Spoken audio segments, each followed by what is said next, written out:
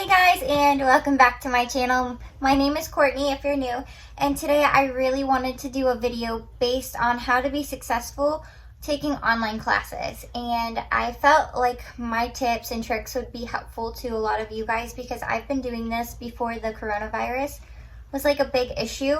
So I've been doing it for like 3 years now. I would go to campus, but a majority of my classes were online, and I feel like a lot of this stuff can apply to people who are working from home right now. I know a lot of businesses has opened back up, but I have heard, and I don't know if this is true, but I've heard a bunch of rumors that the coronavirus may get worse in the future. So I don't know what that entails. I don't know if we're going to have to start all over and shut down businesses again. But I hope this is helpful information, and if you do like this video, please subscribe and give me a thumbs up, and let's get on into it. The number one thing that I think is so important when you are working from home or taking online classes at home and you have free time, to make a routine, meaning wake up at a certain time, get dressed, make your bed, be a functional person, and start early, because from personal experience, I would wait to do my assignments late at night when my son would be in bed, and by the time I was too tired to do anything. I just wanted to relax on the couch and watch TV with my fiance, and I never ever went around to do that. I never got on my laptop. I was just like, I'll do it tomorrow, and I would push it off. And you can't do that when you're in college, because you do have a timeline, you do have due dates, you do have this, you do have that, and everything affects you. And in college, it affects you so much worse than it ever did in high school. So, number one tip, make a routine. I recommend, if you're not working at all and you're working remotely from home, or you're doing college fully at home, make a time, like an alarm clock, and set it for 7:30, 8:30, whatever you're comfortable with. Wake up, get dressed, eat, brush your teeth, make your bed, and then when you have time, sit down and start your assignments, because the sooner you get them done, the sooner you have free time to do whatever you want to do, and you don't have to think about worrying all day about getting that assignment done, because it'll already be done. Biggest tip of advice I could probably say.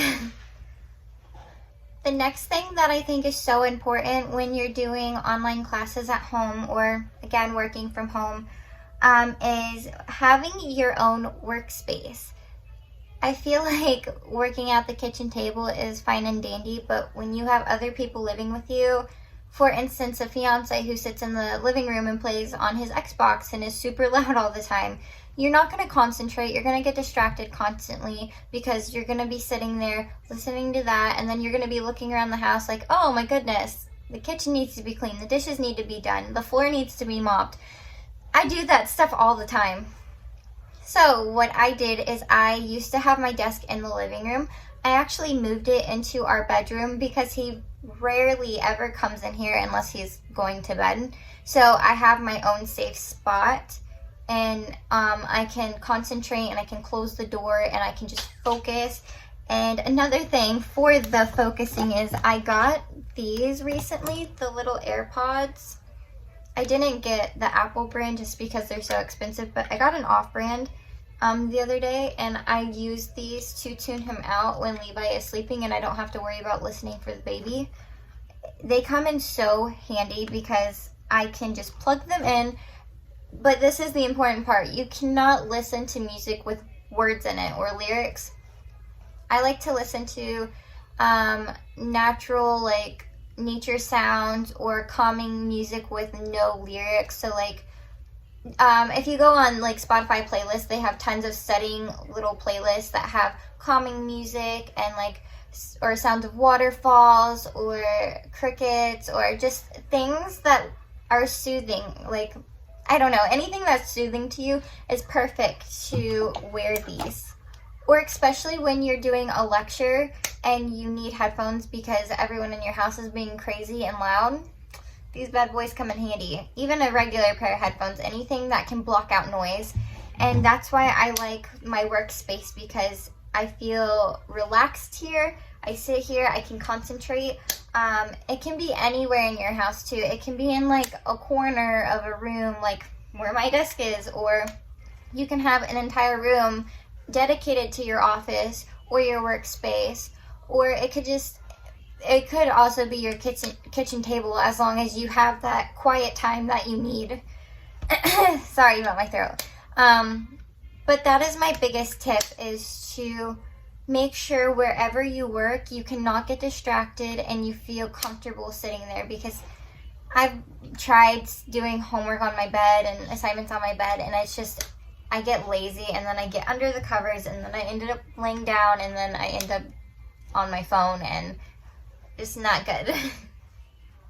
Also, when it comes to distractions, I feel like I am one of the worst people to easily grab my phone or to turn on the television or anything little that I can get distracted by just because I don't want to do my assignment. I will do and be like, oh, I'll do it in 5 minutes, and then you're scrolling through your feed and like an hour later and you have not done a thing.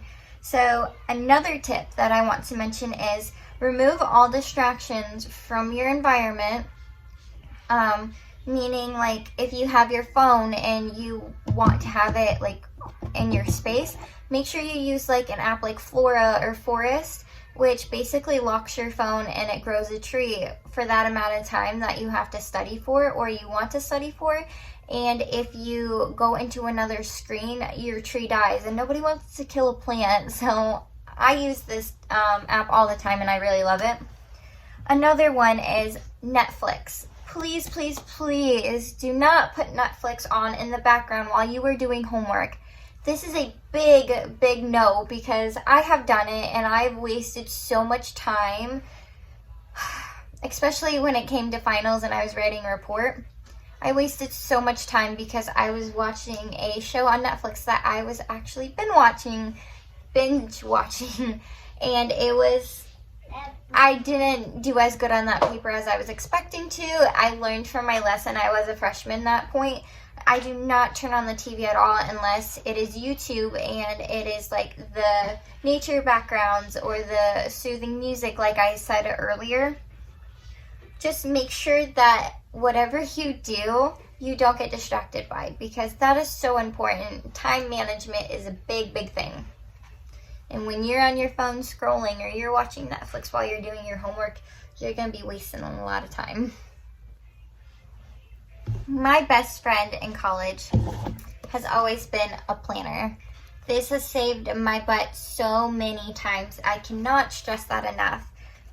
And it doesn't have to be anything fancy or expensive. It just needs to do the job, as of, you know, putting in what you have to do, when you have to do them, when you have to get them done. Like, we're in June now. Just put everything that's due when it's due.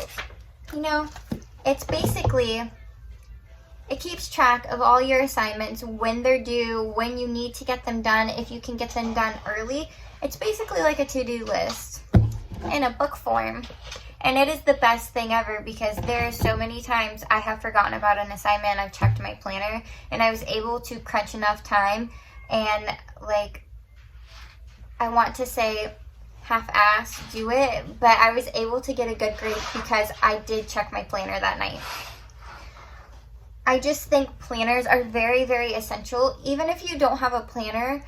But if you have a notebook and you can write down things that you have to get done, all the due dates, just make sure that you have something, just like a normal book like this. You like it? It says schemes instead of dreams because it's cats all over it. Sorry, that was a little random, but I'm a cat person and I thought it was like the cutest notebook ever. Or like just a regular notebook. You just need something to help you keep track of what you're doing.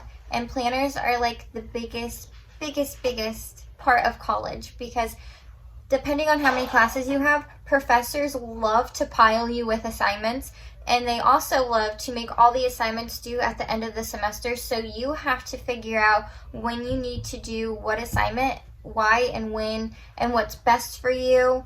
the amount of time you need to take for everything, you really have to figure that out. And that's why I love planners, because I can figure it all out and plan it in here. So I'm not waiting like the last week of the entire semester to do like 20 different assignments and writing a paper, because I didn't think how hard it would be to get all that done. So going back to the whole planner discussion with the time management is so important, because if you think about it, when you were in high school, you would go to class every single day, you would see the same teachers, and they would remind you when due dates are. College, completely different, especially online classes. I don't know how many classes I have had where all my assignments were due, say, June 24th. And I had no timelines based on when I should get things done. I had to literally time management everything and plan out what I was going to do when, and I had to put it in here, because if I didn't, I was going to wait till last second, and I was going to have a ton of assignments to do a week or two before everything was due and before my final was due. And this has happened before. It was so chaotic. I did pass, but I was a wreck for like a week. So when I say time management is very crucial in college, it is, because most of the time you don't see your professor unless you set up a meeting to speak with them. All my online professors, actually a majority of them, I have never met. I have to communicate with them through email, but I never see them face to face. So everything is up to me and how good I want to do in this class. So when I say you should always plan, use your time management wisely, and turn in assignments early, I mean it, because sometimes there will be that situation that you are turning it in on its due date, but you're turning it in at like 11:58 and it's due at midnight, and I'm assuming everybody else in your class is waiting to do the same thing, and the system crashes, so you don't get to turn it into 12:01 and it's considered late and you get half off or no credit whatsoever. I know, because this has also happened to me. Freshman year, I made many mistakes, but I learned from those because I'm doing so much better than I was before. And my grades weren't bad, but the way I was handling things, I was making everything harder when it could have been prevented and so much easier. So, time management, big one. Almost as big as setting a routine every day and setting yourself a schedule. Another good thing that you should do if you're taking online classes is communication. Having communication with your professor or your peers is going to make a big difference, especially if it's a class that you struggle with and you know you struggle with, and you're just going to need that extra help. So it's important to be able to communicate with your peers and say, hey, do you guys want to meet up and do like a study session together? Or if you don't know anybody in your class and you're intimidated by doing that, I know, because it's me over here. Anyways, I would email my professors and I would just talk to them through Canvas and be like, I'm struggling a lot. I don't know how to do this. I've looked up YouTube videos, I've read the textbook, and I'm still not understanding things. Is there any way you can help me? I guarantee you, most of the time, the professors will rewrite like an outline or make a special presentation for you to help you better understand what you're struggling with, or even making an appointment to meet them and talking one-on-one to figure out exactly where you're confused and why the confusion is occurring. You know, because sometimes in life, I wouldn't say all the time, but my fiance is a witness, things confuse me very easily, and it's usually something so little that I just forgot to do that messed up a whole situation. So it's like a math equation. You forget to do one little process in like a 5-step equation, and the whole answer is off because you messed up that one little step. Things like that. So communication is really big, and it's just important to, you know, make sure that you talk to your professor about things, see how things are going, especially say you get a grade that you don't feel like you deserve. That's another thing you can talk to them about. And if you honestly feel like you didn't deserve that and you can provide feedback or explain to them your thought process, they might even change your grade. They might give you an an advantage to redo it or for half credit, whatever the situation is. I've had professors who care if you reach out to them, but because you are an adult, they aren't going to reach out to you. You have to make the effort to reach out to them. I have had to deal with this in chemistry. Chemistry was one of the hardest classes I ever took, just because I love science. I'm just not good at it, especially when it comes to all the equations. So I would constantly go to my professor and talk to him, and we would sit down on 101. And then I also had somebody in my class, the only person I knew, who we would meet up and he would explain things to me, or if he didn't understand anything, I would explain things to him, and we both managed to get a B in the class, which I was super proud of. So that is a good example of why you should communicate with your peers and your professor. If you struggle in a class, and I know everybody is not good at everything, there's always that one subject that you just can't understand, wrap your head around. Everyone has one. Everybody has a weakness. I don't care what you say. Mine, ironically, I used to be so good in math until I hit college. I used to be so good in science until I hit college. Now I'm really good in English and like historical classes, but when it comes to math and sciences, I suck.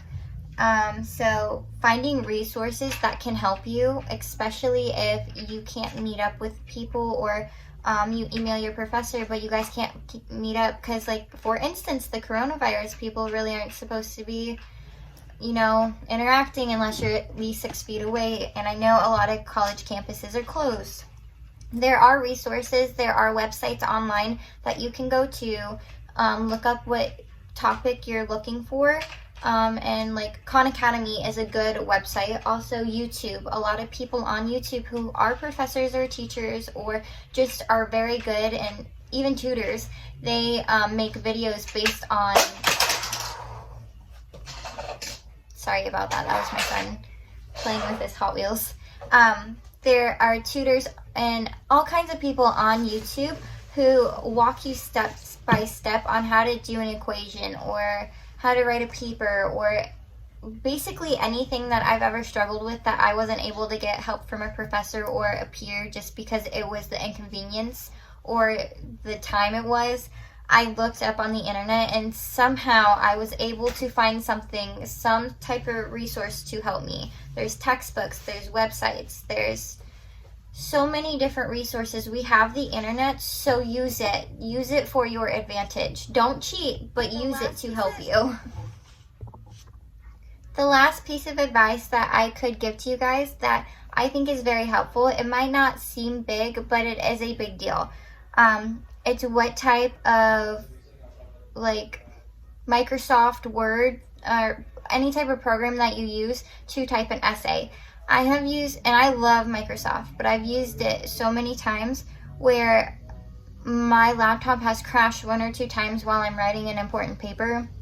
I lost the whole thing because I didn't save it in advance, which you should always save your stuff every few paragraphs, but just in case something crashes, you can't reboot it, you can't restart it, because my laptop actually, while I was doing a final, broke and died. Very inconvenient time. But if I had been using Google Docs, I would not have had to worry about that, because even though my laptop would have crashed, it automatically saves on Google Docs. And all you have to do is log in with your Gmail account, and it's so easy. You actually can even download it on your phone, and you can type papers on your phone. And I can't stress how much I love that app, because there are so many times that I've had to do long car rides, or I've had to do errands, and Wyatt would be driving, and I knew I had homework to get done, so I would start typing a paragraph here and a paragraph there on it, and then when I got home I would edit it on my laptop. So it saved me tons of time because I already started the project, especially the things that I knew what I could talk about without having to look up a bunch of information and citing my sources and stuff. But I love Google Docs because it has never let me down, and it is just, it's my go-to in writing papers. I'm sure everybody has their different preference. That is mine. But if this does help you, I am so glad because it has saved me from ever losing a paper again. Hey, hi. Say hi. You can't touch the button, but you can say hi. Hi. Alright guys, thank you so much for watching this video. If you found it helpful, please give me a like, and if you want to see more content, please subscribe to my channel because you'll be seeing me and this cute little guy so much more often. Also, if you have any tips that I did not mention that you would like to let me know in the comments, I would love to use them because I'm always looking for new things to try when studying at home because it does get boring doing the same thing all the time. But I hope you guys have a wonderful day. And see you next time. Say bye. You say bye? Bye.